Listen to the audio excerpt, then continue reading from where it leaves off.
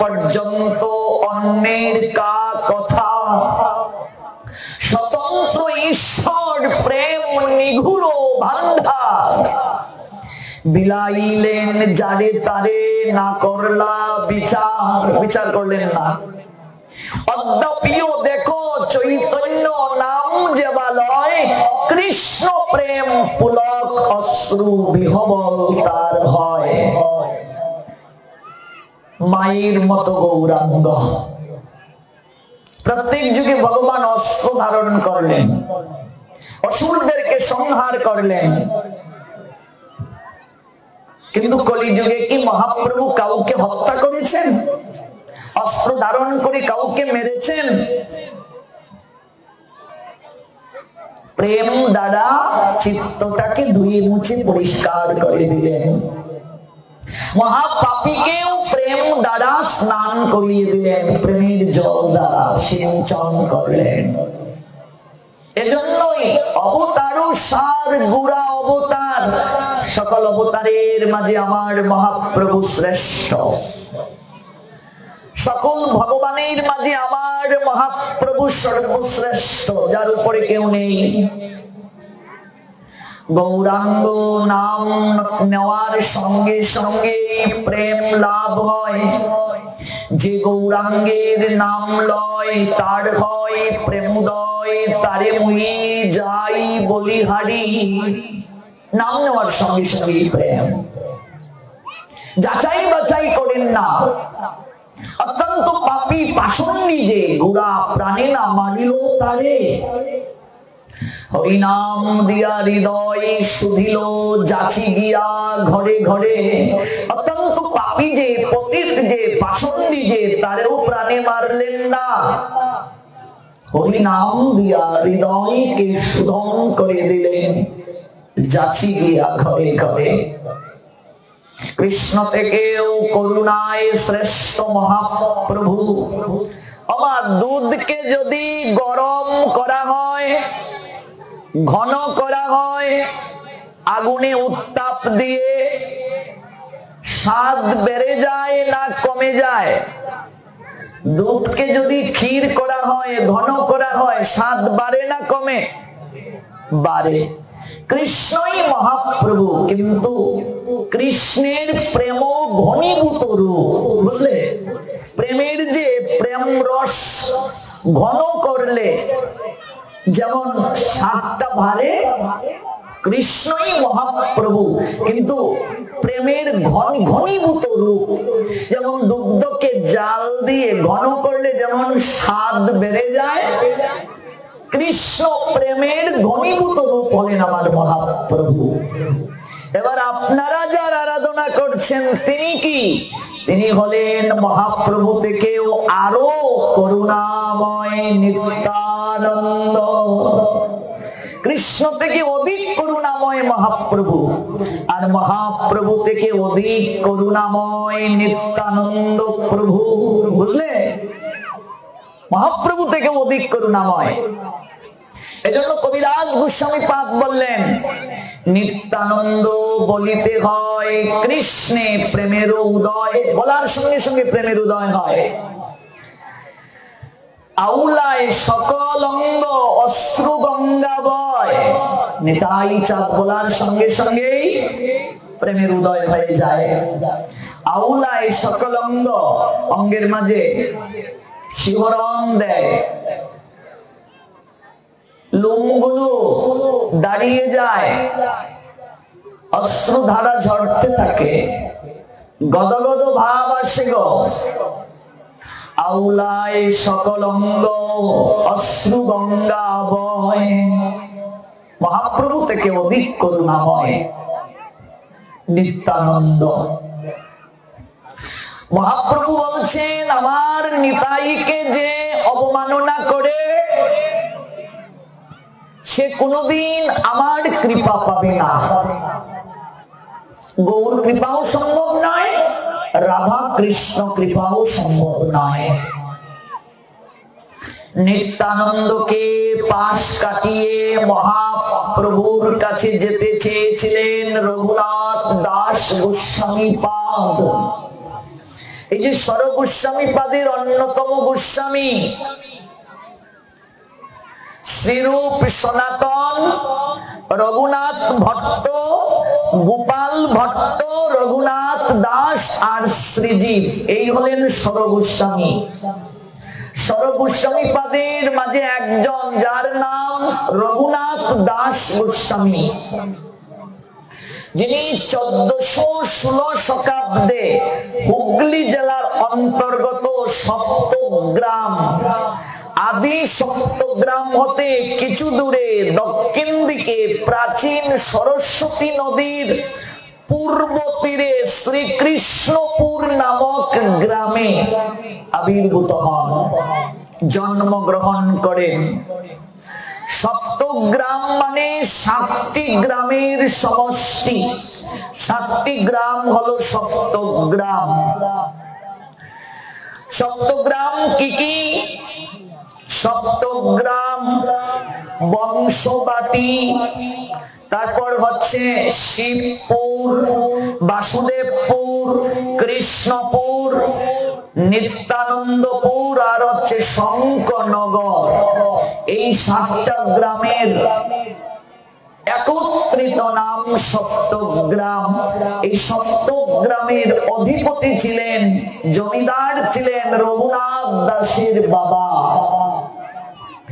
জেঠার কোন সন্তান ছিল না, তাই বাবা জেঠার একমাত্র উত্তর অধিকারী, দুজনেরই একমাত্র উত্তর অধিকারী হিরণ্য মজুমদার আর হলেন গোবর্ধন মজুমদার। গোবর্ধন মজুমদার বাবা, হিরণ্য মজুমদার জেঠা। হিরণ্য মজুমদারের সন্তান না থাকার কারণে রঘুনাথ দাস বাবার থেকেও বেশি আদর জেঠার নিকট থেকে প্রাপ্ত হয়েছেন। তৎকালীন সময়ে আজ থেকে 500 বছর পূর্বে রঘুনাথ দাসের বাবা জেঠার বছরে ইনকাম ছিল 20 লক্ষ মুদ্রা। ও বাবা, 500 বছর আগে 20 লক্ষ টাকা মানে বুঝতে পারছেন তো? 500 বছর আগে 20 লক্ষ টাকার মূল্য বুঝতে পারছেন তো? 1 টাকায় 8 মণ চাল পাওয়া যেত। 8 মণ, 1 টাকায় 8 মণ চাল পাওয়া যেত শায়েস্তা খানের আমলে। 3 টাকায় উৎকৃষ্ট একটা বাছুর সহ গাভী পাওয়া যেত। আর তারও পূর্বে 20 লক্ষ টাকা যার বছরে উপার্জন, কত বড় জমিদারের সন্তান। 12 লক্ষ টাকা ব্যয় হতো, 8 লক্ষ সঞ্চয় হতো কোষাগারে। 12 লক্ষ ব্যয়, 8 লক্ষ কোষাগারে জমা। সেই বাবা জেঠার একমাত্র সন্তান, বংশের একমাত্র প্রদীপ। ছোটবেলা থেকেই তার মাঝে বৈরাগ্য জেগে গেছে, ভগবানের প্রতি প্রেম জেগে গেছে, ভক্তি জেগে গেছে, বুঝলে? একমাত্র ছেলে। বাবার জেঠা তারা যাবেন কুলপুরোহিতের গৃহে। কুলপুরোহিত চাঁদপুরে, চাঁদপুর মানে বাংলাদেশের চাঁদপুর নয়, ভারতের হুগলি জেলায় একটা গ্রাম আছে যার নাম চাঁদপুর। কুলপুরোহিত বলরাম আচার্য, কুলগুরু যদুনন্দন আচার্য। যদুনন্দন আচার্য অদ্বৈত আচার্য প্রভুর অন্তরঙ্গ শ্রী চৈতন্য অনুগত শিষ্য।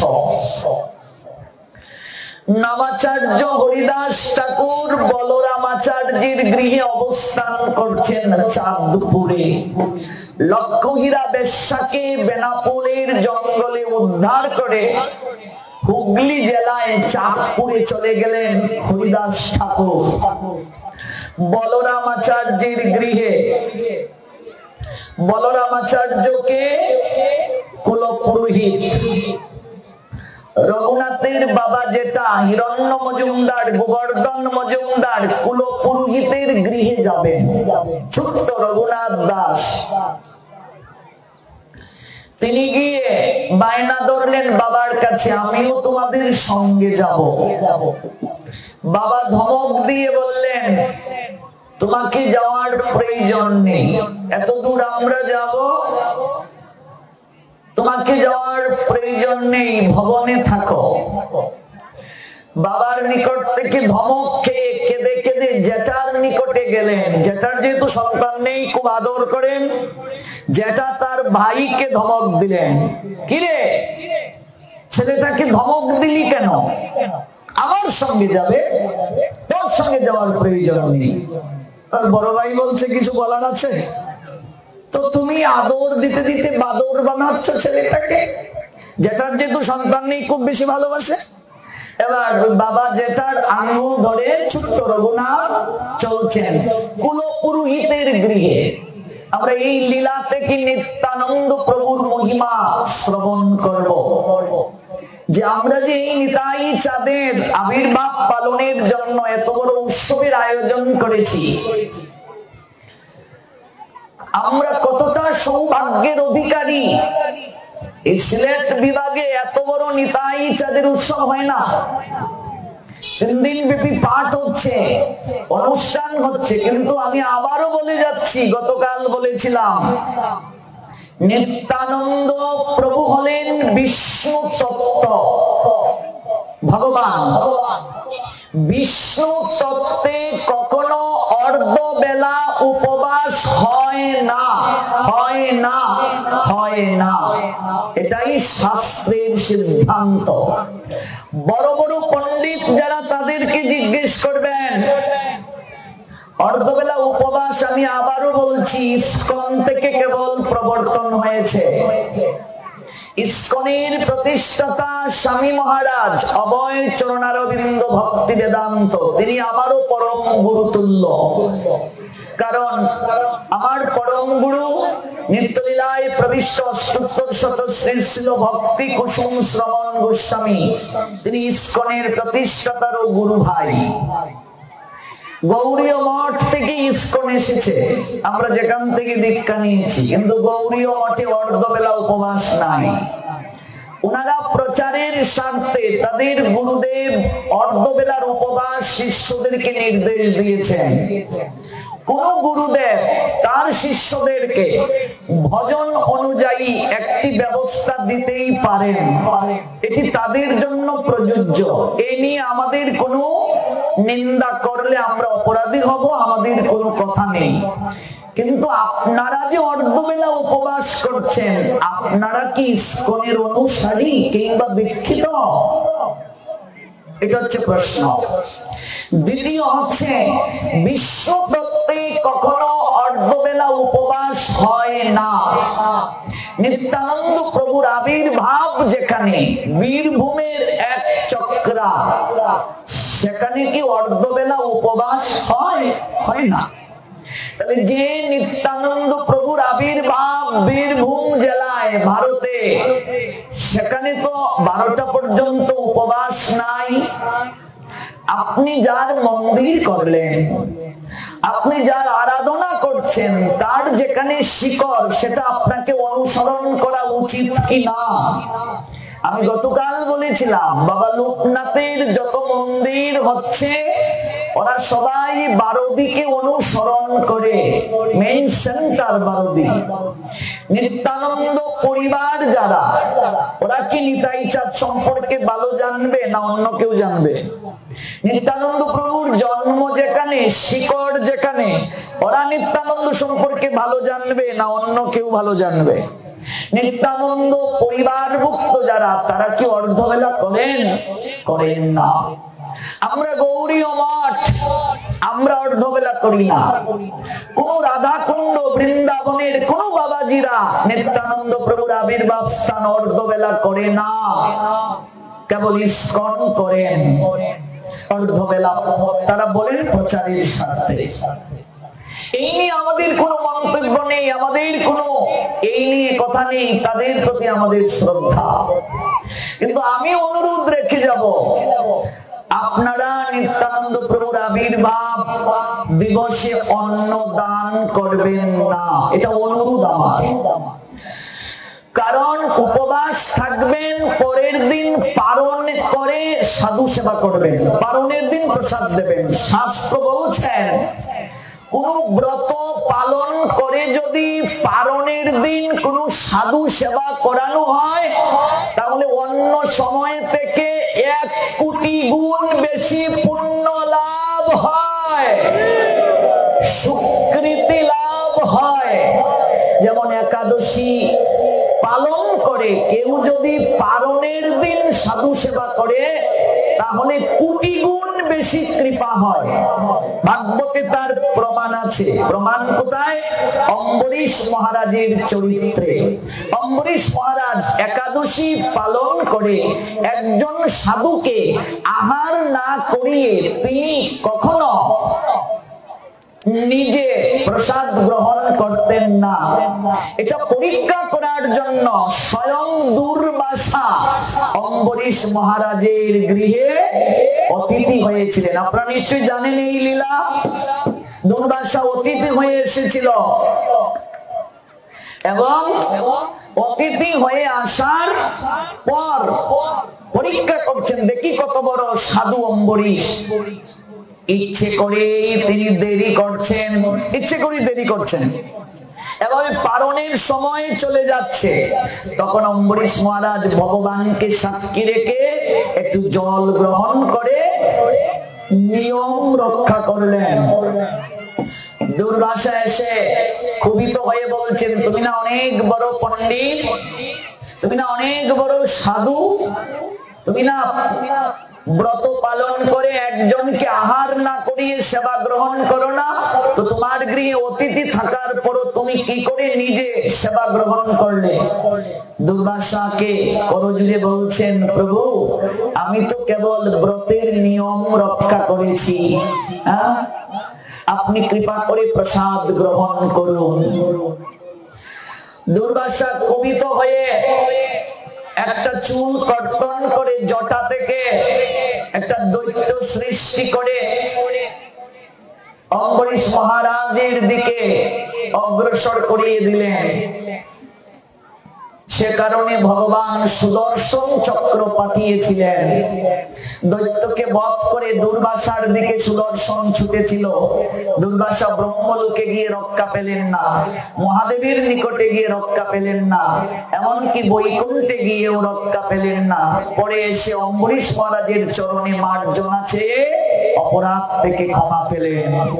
ব্রতের পারণে যারা সাধু সেবা করে ওরা 1 কোটি গুণ বেশি কৃপা লাভ করে।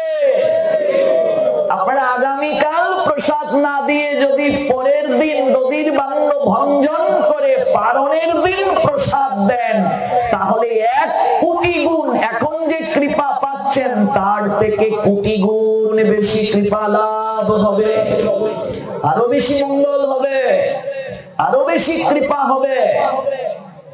কারণ আপনারা প্রচার করুন নিতাই চাঁদের মহিমা। নিত্যানন্দকে ভালো করে কেউ এখনো জানে না, বুঝে না।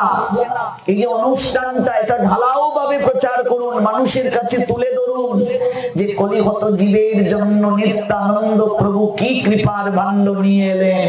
নিজে মাইর খেয়েও তিনি জগৎ জীবকে কৃষ্ণ নাম করালেন। সেই নিত্যানন্দ প্রভুর উপবাস 12টা পর্যন্ত, ঘুম থেকে উঠলেই তো 12টা বেজে যায়। অর্ধবেলা আবার উপবাস হয় নাকি? হ্যাঁ, নিত্যানন্দ প্রভুর নামে যতটুকু সময় থাকবে ততটুকুই মঙ্গল হবে। কিন্তু আমরা কি পরম মঙ্গল চাই না?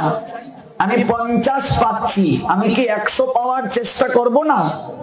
এ কেমন কথা? আপনি ফল জল পেতে পারেন। ভক্তরা আগামীকাল যারা আসবে তাদেরকে ফল দেন, প্রয়োজন হলে সবজি দেন সাগু দিয়ে। কিন্তু অন্নটা কেন বাবা?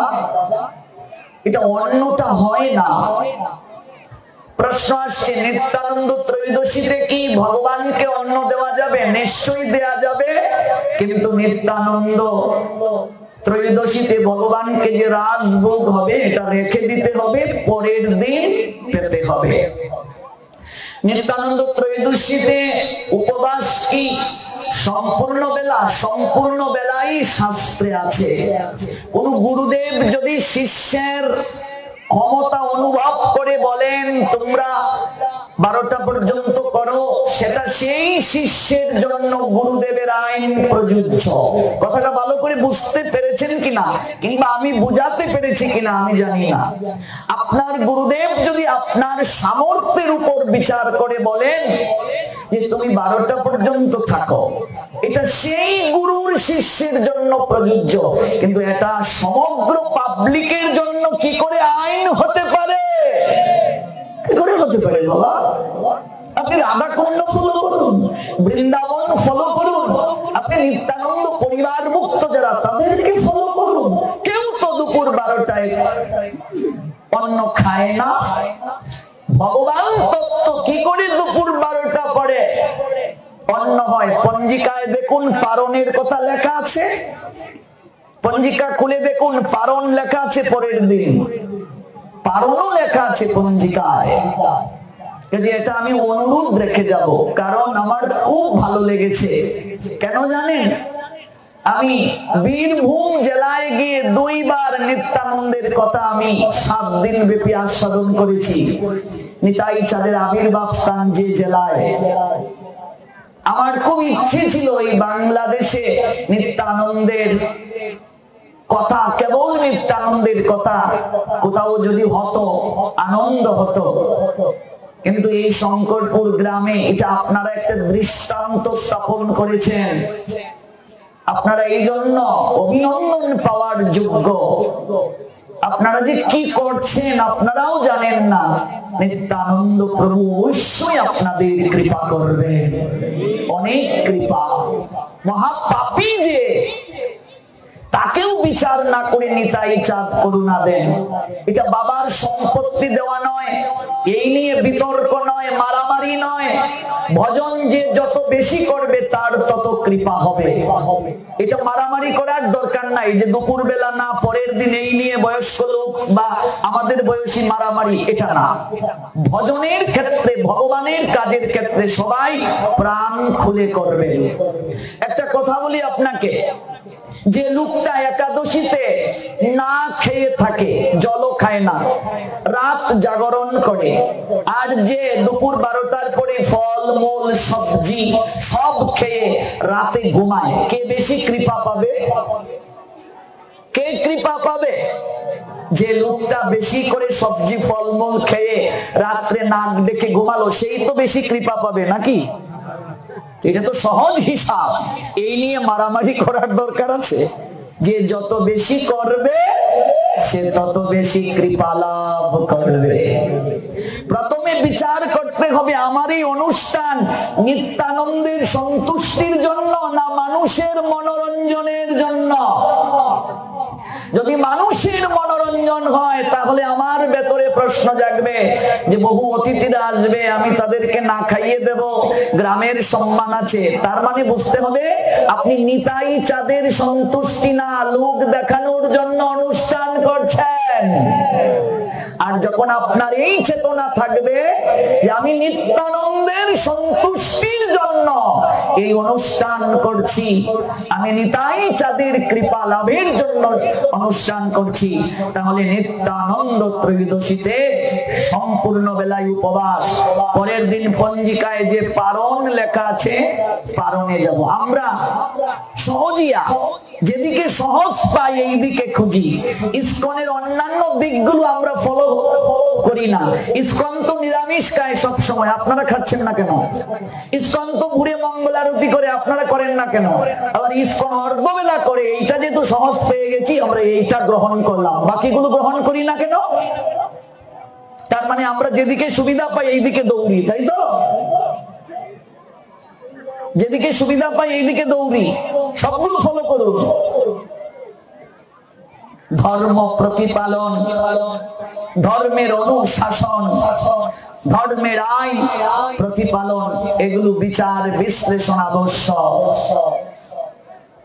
কাজেই এটা সিদ্ধান্ত আপনাদের। আমরা যারা শাস্ত্র প্রচার করি আমরা কেবল অনুরোধ রেখে যেতে পারি, সংসারে মজিলি গৌরাঙ্গ ভুলিলি, না শুনিলি সাধুর কথা, ইহকাল পরকাল দুকাল খুয়াইলি, খাইলি আপন মাথা।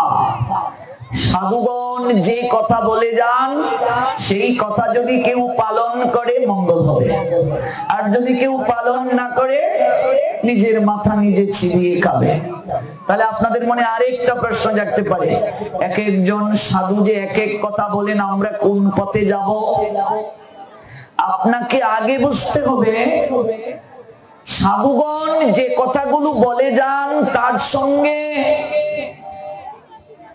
শাস্ত্রর সম্পর্ক আছে না সেটা গুরু প্রদত্ত, কেবল তার গুরু প্রদত্ত বাক্য কিনা। হরিভক্তি বিলাস খুলে দেখুন, লেখা আছে বিষ্ণু তত্ত্বে অর্ধ উপবাস হয় না, লেখা আছে। অদ্বৈত আচার্যের আবির্ভাবে অর্ধবেলা উপবাস হয় না, নিত্যানন্দের আবির্ভাবে অর্ধবেলা হয় না, কৃষ্ণের জন্মাষ্টমীতে অর্ধবেলা হয় না, রাম নবমীতে অর্ধবেলা হয় না, এগুলো বিষ্ণু তত্ত্ব পূর্ণবেলা। নরসিংহ ভগবানের আবির্ভাবে অর্ধবেলা হয় না, এগুলো বিষ্ণু তত্ত্ব, অর্ধেক উপবাস হয় না। মহাপ্রভুর আবির্ভাব তিথি গৌর পূর্ণিমা, অর্ধবেলা উপবাস হয় না, এগুলো বিষ্ণু তত্ত্ব। কিন্তু গদাধর, শ্রীবাস, এই যে পঞ্চতত্ত্বের তিনজন মহাপ্রভু, নিত্যানন্দ আর অদ্বৈত, তাদের ক্ষেত্রে পূর্ণবেলা। কিন্তু গদাধর শ্রীবাসের উপবাস আপনি অর্ধবেলা করলেও হবে, হবে। গুরুদেবের উপবাস, গুরুদেবের আবির্ভাবের উপবাস অর্ধবেলা করলেও হবে, কিন্তু বিষ্ণু তত্ত্বে কখনো অর্ধবেলা উপবাস হয় না। মহাপ্রভুর চরণে তুলসী, নিত্যানন্দের চরণে তুলসী, অদ্বৈতের চরণে তুলসী, কিন্তু গদাধর শ্রীবাসের কি চরণে তুলসী হয়? কেন হয় না? এগুলো বুঝুন। কে কি বললো এই নিয়ে না দৌড়াইয়ে গ্রন্থটা খুলুন একটু। গদাধর শ্রীবাসের চরণে তুলসী হয় না, তাদের হাতে কিংবা মস্তকে কিংবা বক্ষের মাঝে। গুরুদেবের চরণে তুলসী হয় না, গুরুদেবের মস্তকে নতুবা হাতে নতুবা বুকের মাঝে। গুরু তত্ত্বে অর্ধবেলা, বিষ্ণু তত্ত্বে পূর্ণবেলা। গুরু তত্ত্বে পূর্ণবেলা উপবাস না। এবার কেউ যদি করতে চায় আমি আমার গুরুদেবের আবির্ভাব পূর্ণবেলা করব, তার মনের মতো করুন, কিন্তু 12টার পরে খেয়ে নিলে কোনো দোষ নাই। গদাধর শ্রীবাসের আবির্ভাবে 12টার পরে খেয়ে নিলে দোষ নাই, কিন্তু মহাপ্রভু নিত্যানন্দ অদ্বৈত কখনো মধ্যাহ্নকালীনের পরে অন্ন খেলে সম্পূর্ণ কৃপা লাভ হবে না। এটা আমি চ্যালেঞ্জ করছি, হবে না, হবে না, হবে না। বিষ্ণু তত্ত্বে কখনো অর্ধবেলা উপবাস হয় না, সম্পূর্ণ বেলা উপবাস। 12টা পর্যন্ত থাকতে পারি, ফলমূল জল খেয়ে কি সম্পূর্ণ বেলা থাকতে পারি না? আপনি 100-র মাঝে 40 পেলেন, আপনার শরীরে শক্তি আছে, আপনি কি আর একটু মার্ক পাওয়ার চেষ্টা করবেন না? করলে দোষটা কি? আমি তো আমার বাপের সম্পত্তি দেব না যে আমার বাপের সম্পত্তি হুইল করে দিয়ে দেব, হ্যাঁ, এটা তো দোষ নেই। কি দরকার আছে? যদি কৃপা আমাকে অধিক পাওয়া যায়, আমরা কলিহত মনুষ্য জীব রে মা, আমরা তো এমনিতেই সাধন ভজন ভালোভাবে করতে পারি না। কি করি আমরা? কতটুকু ভগবানকে ডাকি, কতটুকু ভগবানকে স্মরণ মনন করি। যে গৌর নিতাই জগৎকে এত কিছু দিয়ে গেলেন, তাদের দুজনের ক্ষেত্রে একটু সম্পূর্ণ উপবাস থেকে আরাধনা করব। আপনাদের তো আরো সৌভাগ্য, আপনারা উপবাস থেকে সারা দিন রাত ভগবানের কথা শ্রবণ করার সুযোগ পাবেন। সারাদিন কালকে কীর্তন হবে, রাতেও কীর্তন হবে। উপবাস থেকে যদি কেউ সাধু সঙ্গ করে ভগবানের কথা শ্রবণ করে, সে অন্যান্য সময় থেকে অধিক কৃপা পাবে। এই জন্য পরীক্ষিত উপবাস থেকে ভগবানের কথা শ্রবণ করেছিলেন। উত্তম শ্রবণ উপবাস থেকে কীর্তন বলুন, হরিনাম বলুন, হরিকথা বলুন, মধ্যম শ্রবণ শুধু জল খেয়ে, তারপরে শ্রবণ নিরামিষ খেয়ে, তারপরে শ্রবণ মাছ মাংস খেয়ে যদি কেউ শ্রবণ করে মঙ্গল হবে, কিন্তু পরম মঙ্গল হবে না। আপনাদের তো সুযোগ আছে, সারাদিন রাত অষ্টপ্রহর ব্যাপী হরিনাম আছে, লীলা শ্রবণের সুযোগ আছে, সঙ্গে উপবাসটাও রাখুন। প্রয়োজন হলে জল ফল পান, সবজি পান, দধির ভাণ্ড ভঞ্জন করে পারণের ভোগ লাগান, ভোগ আরতি করে সবাইকে আনন্দ বাজারে প্রসাদ দেন। এটা আনন্দ কোটি গুণ বেশি কৃপা হবে। বহু জন্মের ভাগ্য থাকলে বৈষ্ণবাসিয়া মিলে, সাধুগণ এসে মিলে, বহু জন্মের সৌভাগ্য প্রয়োজন, বহু জন্মের সুকৃতি প্রয়োজন। দেখুন আমি কেন বলেছি, এখন আমি গ্রন্থ থেকে জানাবো আপনাদেরকে। আমি বারবার কেন বলছি, এটা আমাদের স্বার্থে নয়, জগতের মঙ্গলের স্বার্থে। এই রঘুনাথ দাসের লীলা থেকে জানবো কতটা গুরুত্ব নিত্যানন্দকে দেয়া প্রয়োজন। এবার বাবা জেঠার আঙ্গুল ধরে রঘুনাথ যাচ্ছেন। কোথায় যাচ্ছেন? কুলপুরোহিতের গৃহে, বলরাম আচার্যের গৃহে। সেখানে হরিদাস ঠাকুর হরিনাম করছেন 3 লক্ষ বার, লক্ষ হীরা বেশ্যাকে উদ্ধার করে। রঘুনাথ দাস বালক করেন অধ্যয়ন, হরিদাস ঠাকুরের যাই করেন দর্শন। হরিদাস কৃপা করেন তাহার উপরে, সেই কৃপা কারণ হলো চৈতন্য পাইবারে। রঘুনাথ দাসকে নিয়ে বাবা জেঠা যখন কুলপুরোহিতের গৃহে গেলেন, সেখানে হরিদাস ঠাকুর চোখটা বন্ধ করে সর্বপ্রথম জপ সংকার সমাপন করে যখন চোখটা খুললেন, যখন তাকালেন, দৃষ্টিটা গিয়ে পড়ল রঘুনাথ দাসের উপরে, বালক রঘুনাথের উপরে। হরিদাস ঠাকুর এমন একজন উত্তম অধিকারী সাধু, এমন একজন উত্তম অধিকারী। শাস্ত্র বলছে একজন উত্তম অধিকারী সাধুকে যদি কেউ ভোজন করায়, 1 কোটি ব্রাহ্মণ ভোজনের সমান কৃপা হয়। এই জন্য অদ্বৈত আচার্যের বাবার শ্রাদ্ধে নবদ্বীপের কাউকে নিমন্ত্রণ দেয়া হয়নি, হরিদাস ঠাকুরকে নিমন্ত্রণ দেয়া হয়েছে।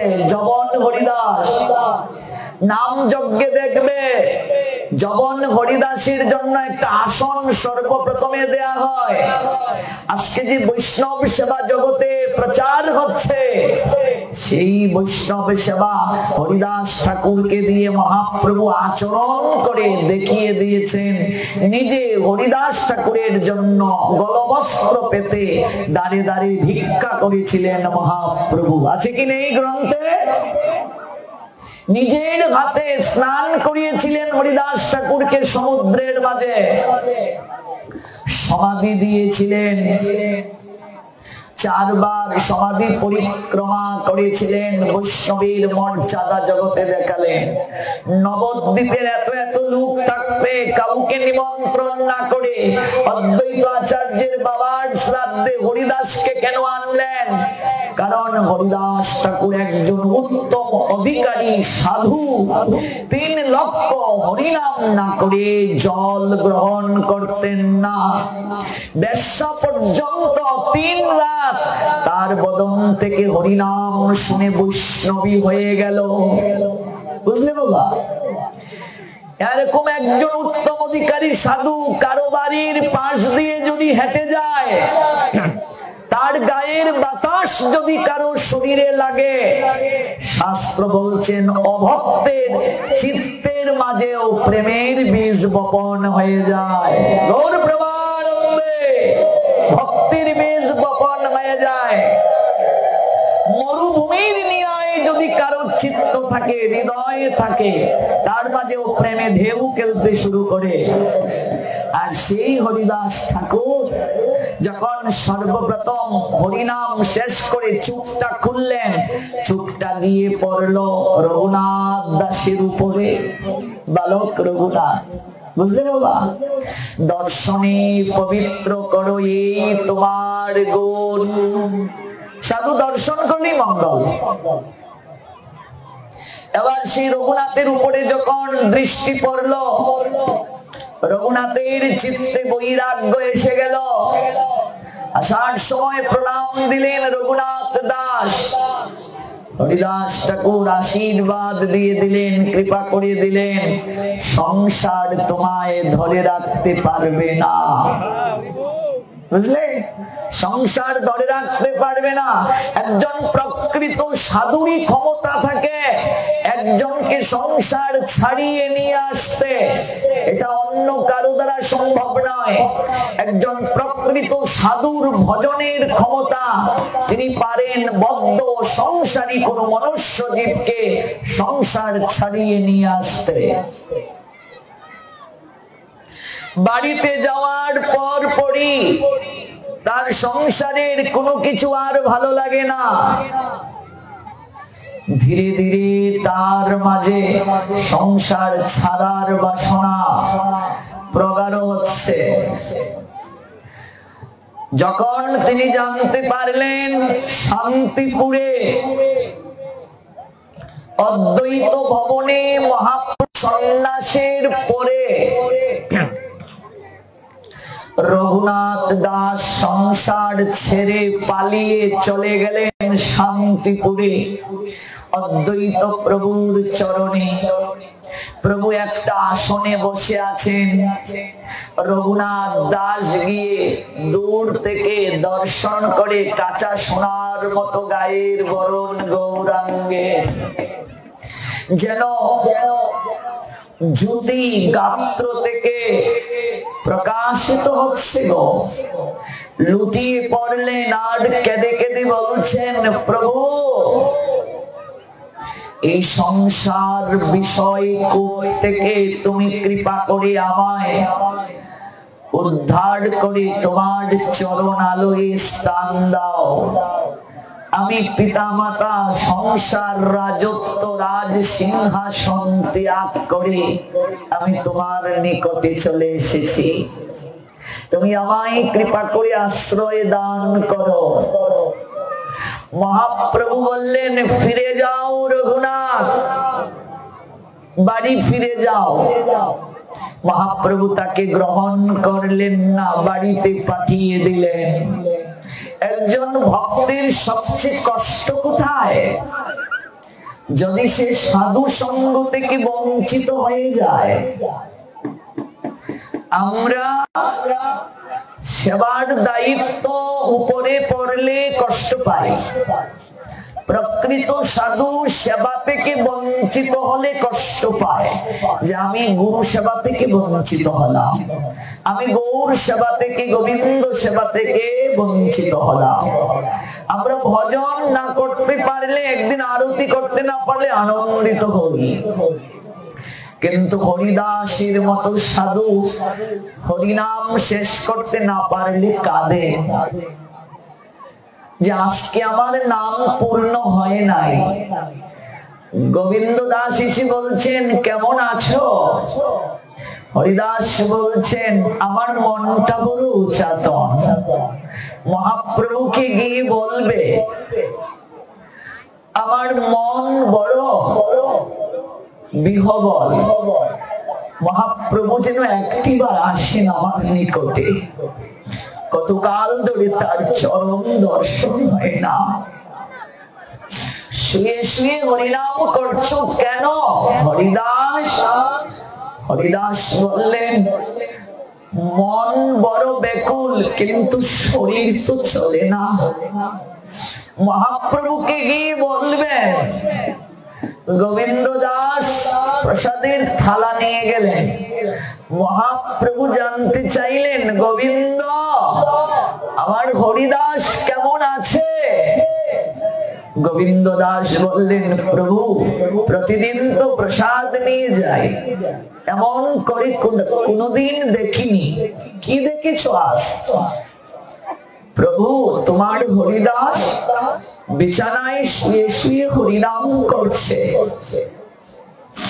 তার শরীরটা ভালো যাচ্ছে না, নয়নের জল ত্যাগ করে কেঁদে কেঁদে আমার কাছে জানিয়ে দিল, আমার মহাপ্রভুর দুটো চরণ আমি কতদিন ধরে দর্শন করি না, একটিবার গিয়ে বলবে প্রভু যেন আমার নিকটে আসে। মহাপ্রভু গোবিন্দ দাসের কথা শুনে কাঁদলেন।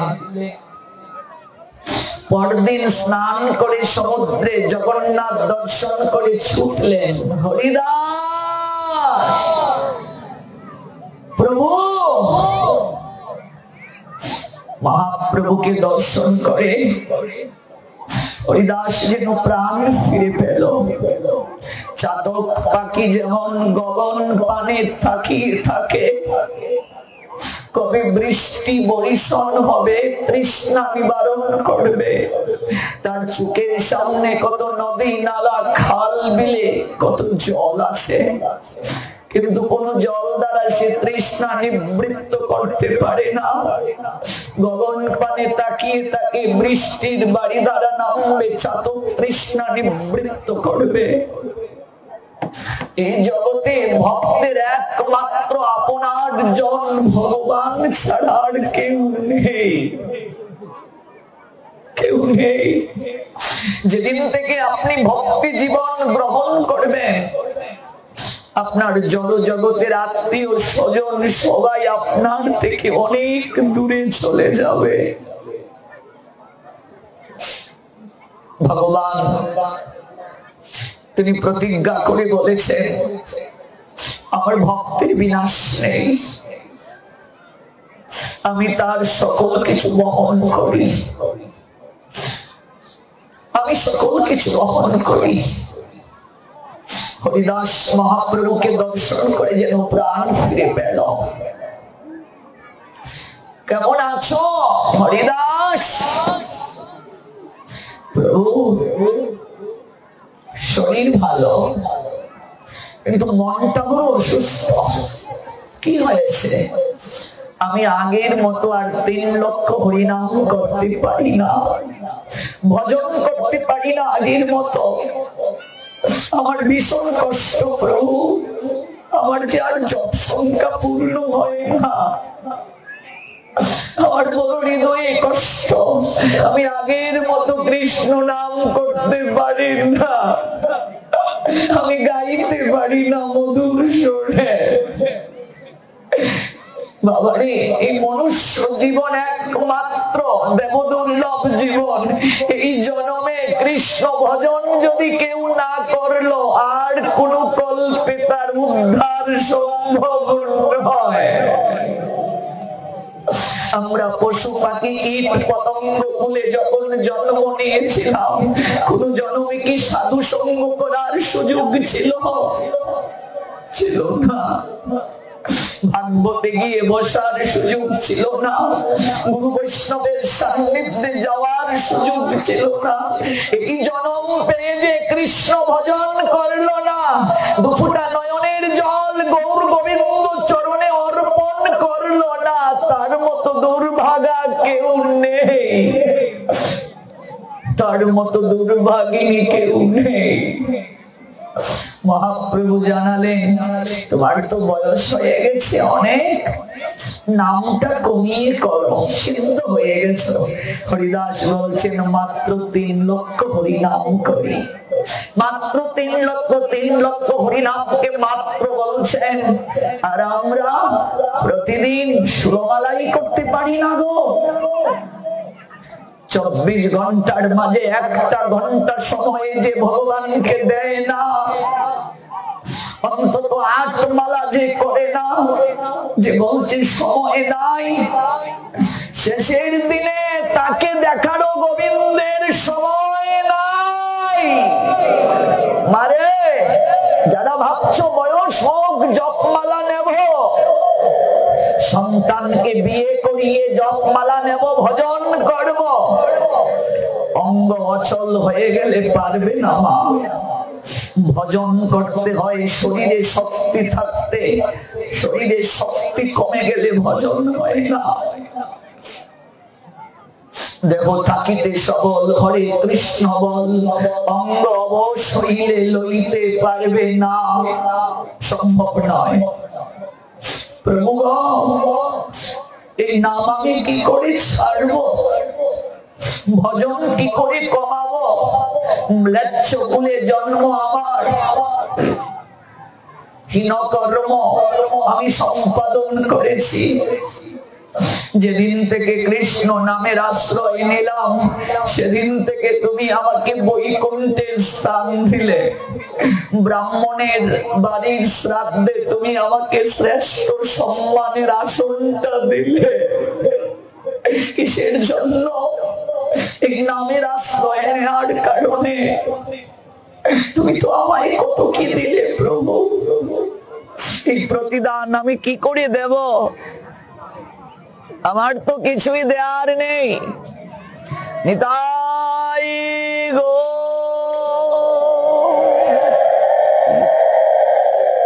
সীতানাথ প্রেমানন্দে হরি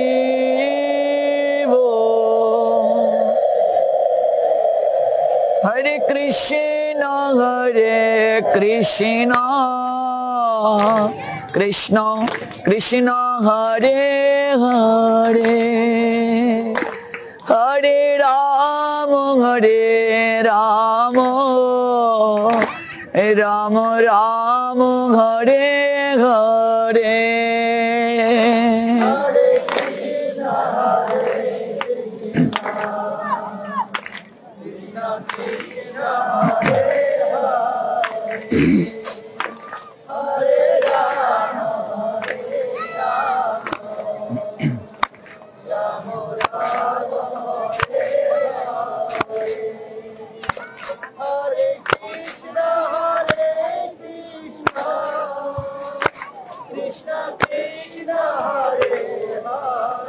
हरि बोल। हरे राम हरि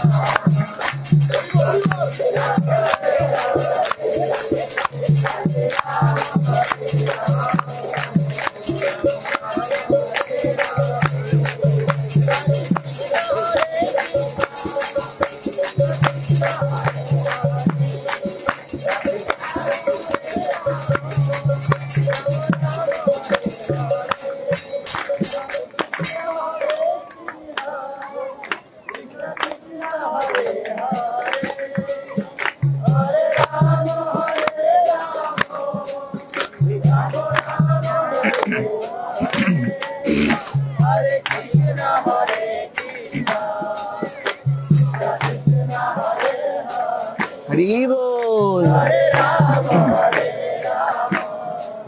जनार्दन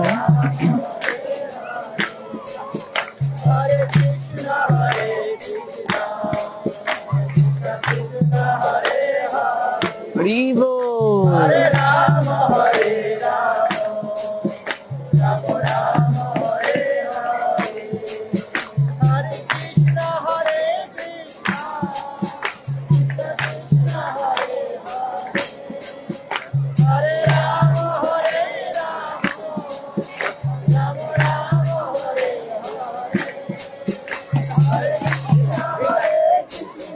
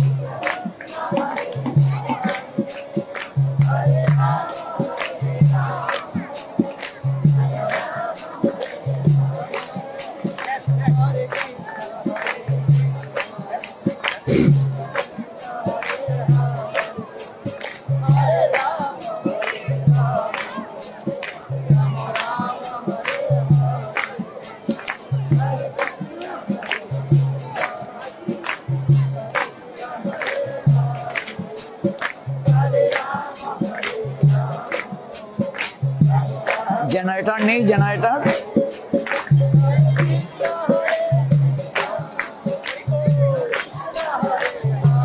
জেনারেটর নেই, জেনারেটর